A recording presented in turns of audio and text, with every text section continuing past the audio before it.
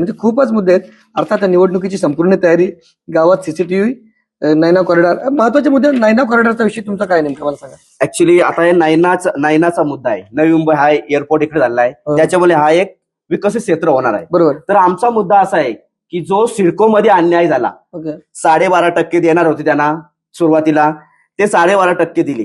त्याच्यानंतर त्या 12.5% मधून सुद्धा त्यांचे काही पर्सेंटेज कटिंग करून 9% लोकांचं असं म्हणणं मग ते का दिले? कोर्टाचा निर्णय जो होता 12.5% मिळणार होते आणि ते विकसित होते ना. विकसित मग त्याच्यानंतर मग ते का म्हटलं की आम्ही हे विकासासाठी आम्हाला पाहिजे अजून त्याच्यातनं, मग त्याच्यामध्ये त्यांना 9 काहीतरी 9.25% 9.5% भेटले. मग हा अन्याय कुठे गेला याच्यावर बघणार कोण?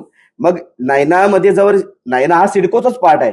ज्यावेळी इकडे येणार त्यावेळी पण तशीच परिस्थिती होणार. कारण कालांतरे प्रत्येक शेतकरी ज्यावेळी कुठल्या तरी समस्यामध्ये गुंतलेला असतो तेव्हा त्याचा विचार काय असतो, आपल्याला समस्येतून बाहेर निघायचंय, किंवा एखाद्या घरात लग्न कार्य आहे, कोणाच्या मुलाला शिक्षण झाले, तर तो काय म्हणणार, अरे आपले प्लॉट आहेत आपण विकून टाकूया. त्यावेळी हे असा अन्याय असणार. नैनामध्ये येतो आपला. येस. ओके ओके ठीक आहे. कारण ही 2000 जवळपास 14च्या आसपास करून घोषणा झाली. Okay okay. बरं, मला काय म्हणायचंय की हे अनेक या ठिकाणी म्हणजे कागद म्हणून या पत्रव्यवहार दिसतोय, याचा काय अर्थ आहे मला सांगा आमच्या प्रेक्षकांना. हे बघा, ही सर्व आहेत, हे आमचं जे कामं आहेत त्याची पावती आहे, पोच पावती. ओके. म्हणजे ही याच्यातली काही कामं चालू आहेत, काही कामं झालेत. आता महत्वाचं बघायला गेलं तर विरार वसई अलिबाग कॉरिडॉर, ओके. या कॉरिडॉरमध्ये आमच्या शेजारील गावांना जो